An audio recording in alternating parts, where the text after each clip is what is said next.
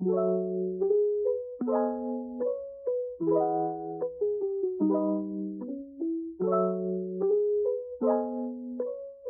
everyone, welcome to Fantomu Artbox. This is the first vlog of hopefully many. I'm hoping to do maybe one a month.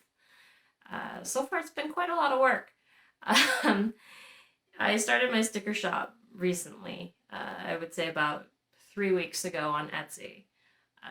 It's been doing pretty well and I'm very thankful for that. I'm very thankful for the people that have supported my shop. For those of you who have, thank you very much. Um, it's a small sticker shop and it took me about 2 months to set up. So far it's gotten, I think, 50 something sales and 17 reviews. So yeah, but the vlog is not really meant for the sticker shop. It's meant to sort of it's meant to sort of show people what I do on the day-to-day in terms of art. For those of you that don't know, I'm a graphic designer based in Toronto. I have over 15 years of experience in that field. I'm also amateur slash intermediate artist. I've taken a few courses here and there. And in college it was required to draw, but I actually enjoy drawing as a form of therapy. It helps me to kind of calm, get the zen, do all the things. I also do sewing as well, and funny enough, all that stuff is sort of interrelated to each other because they all sort of have a structure to them.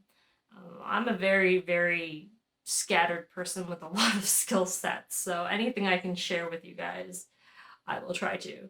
Uh, so in the vlogs, you'll see that it's not always about the sticker shop. It could be about teaching graphic design, teaching a bit of drawing here and there, maybe doing a sewing tutorial. Uh, we'll see. But the first vlog of June ended up being about the sticker shop, simply because there are new stickers that I wanted to introduce, and I was creating them at the time, so most of the vlog is about that, about creating the Ghibli stickers, because I love Ghibli. Ghibli's awesome. Miyazaki's a great artist. So any fan art that I could do of his, I like doing. And I do quite a bit of anime artwork. So uh, stay tuned for that and enjoy the video.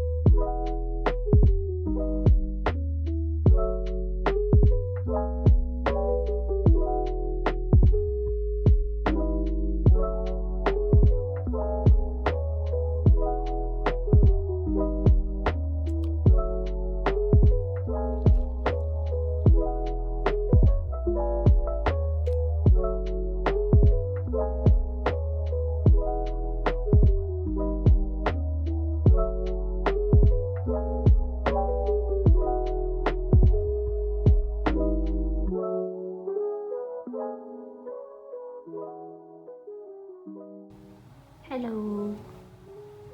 Hello, little kitty. No outside time yet. You know the drill. 3:30. That's my camera. Why are you doing that? No, you can't have that. Silly kitty. Enjoying the views.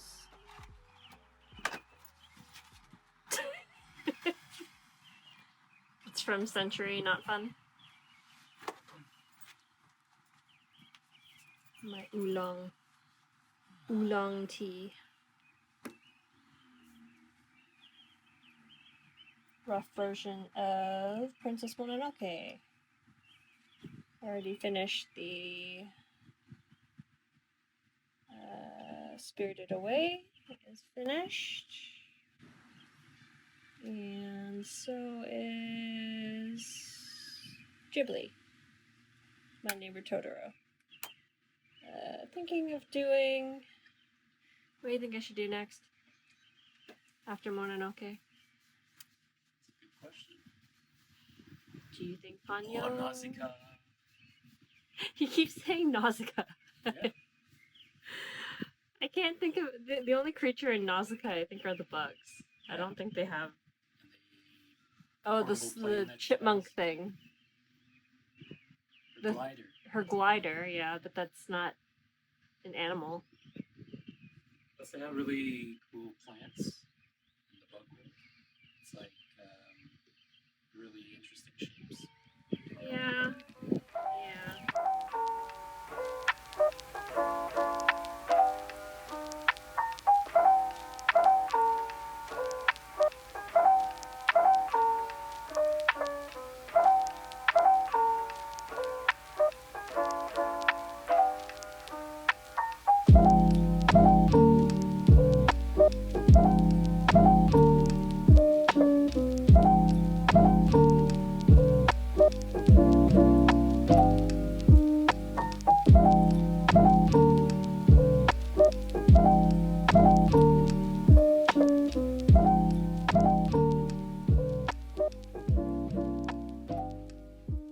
I just wanted to show you guys how these stickers are drawn, how they're made.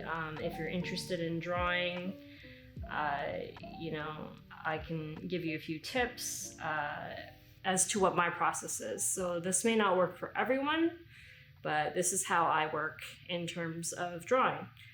I start off with a gesture drawing. Now, gesture drawing is basically loosely drawing shapes. So, I'm gonna cancel that.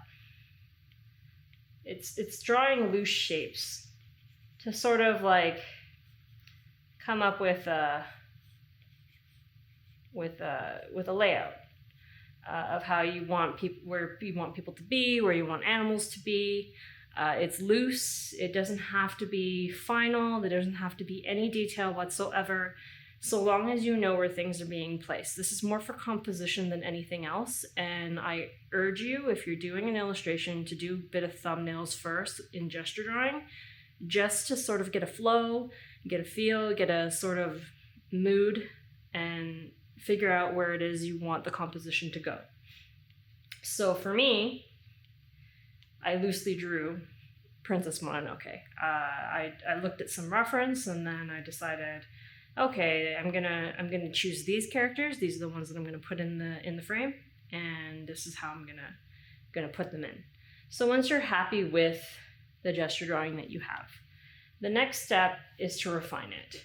So you start drawing the lines in a little bit cleaner. You start looking at the details within the reference and seeing where it is you can sort of, like for Mononoke, obviously this is a chibi version. So by chibi, I mean small.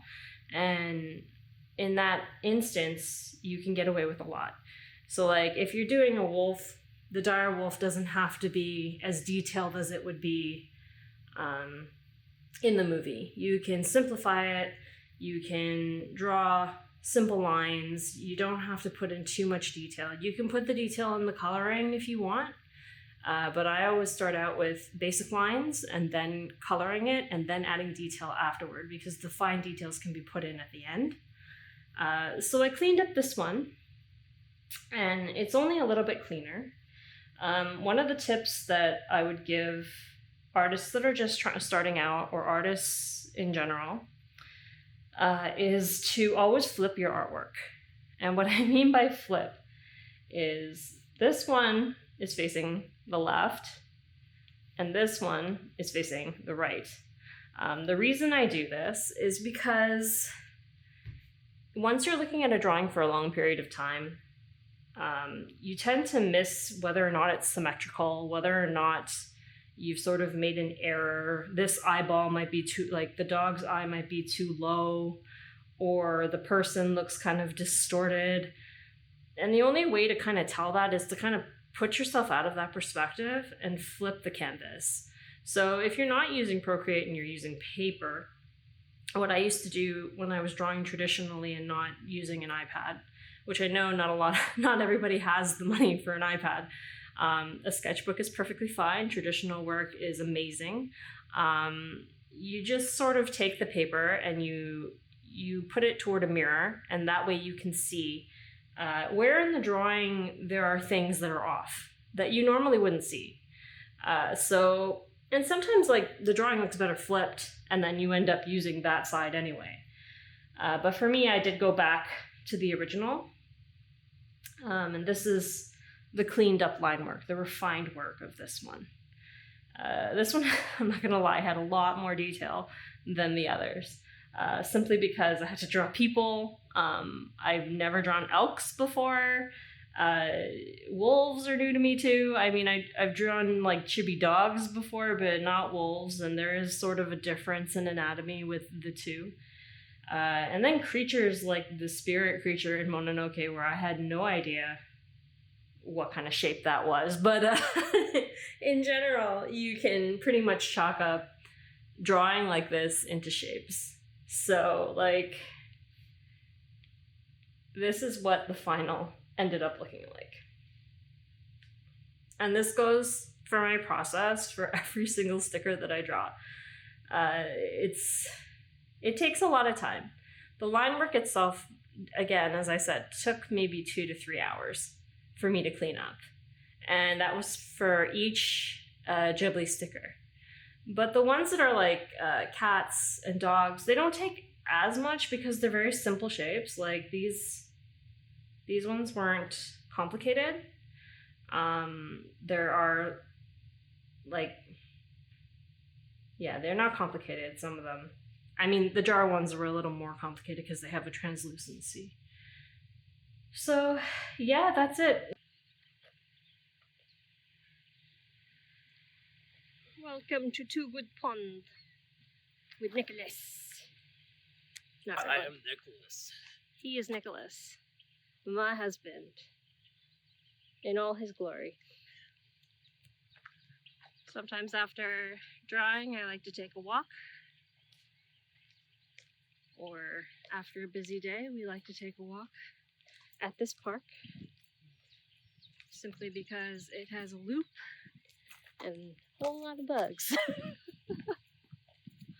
Like that caterpillar that you almost just ran into. Yeah, that would have been Delightful snack.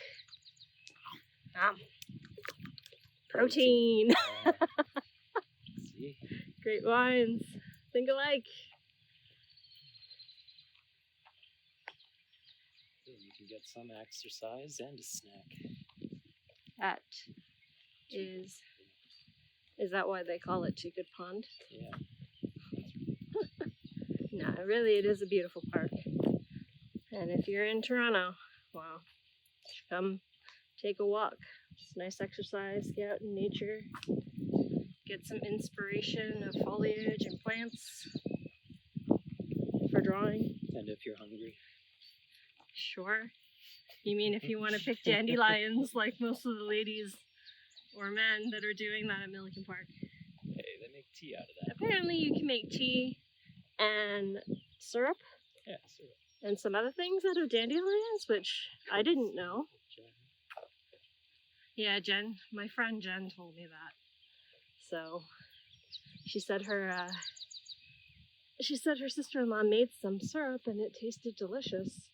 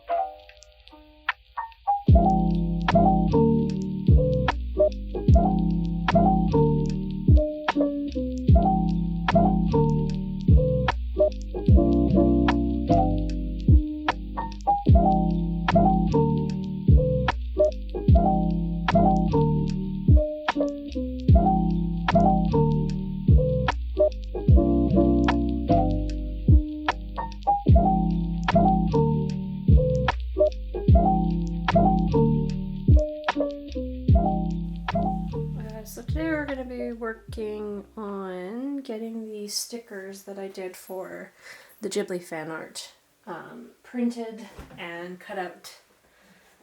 If you notice, I'm in a different area than I was yesterday, and that's more or less in terms of studio. I don't actually work in my office. I tend to wander in different places of the house, outside sometimes.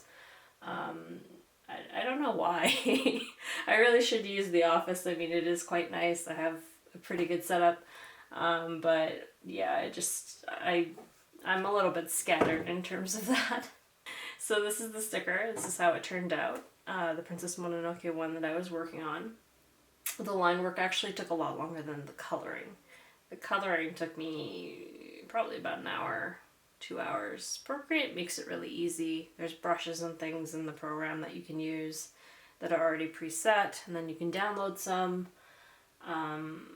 You know, I'm thinking of later on maybe doing some drawing tutorials within the vlog, but for now, this is just part of the sticker shop, and we're gonna add a new addition to it. So, yeah.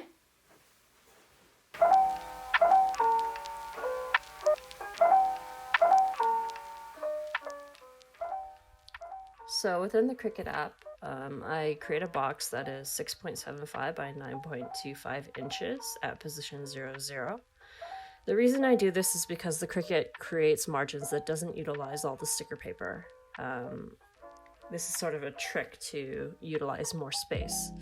I then put the stickers on top of the box, make sure that it's within that box simply because it won't print or cut out properly if it is hanging outside of it. This box is basically your new margin, and it'll extend the margin to utilize the paper. I know there are many other ways to do this. This is just my process and how I do it. I know some people tape their boards. That's, you know, it's a little bit more difficult. Everybody has their process. So once you're done, you take all the stickers, you group them, and then you click attach. Then you delete the background, and then click make it.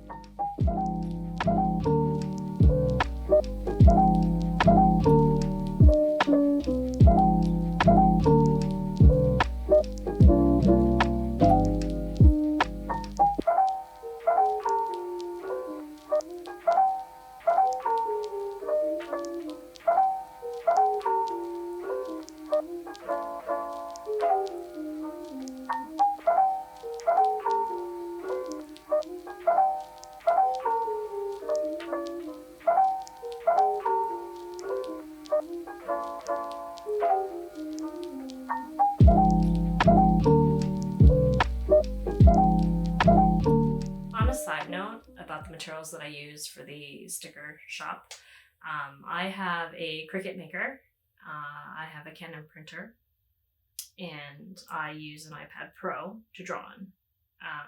That's not to say that with every sticker shop that's open you need to have all that stuff.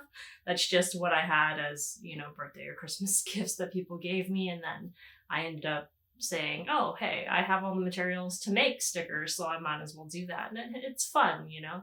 And for COVID, it's, you know, it brings a little joy to people to receive a sticker and put it on their iPad, put it on a water bottle, you know?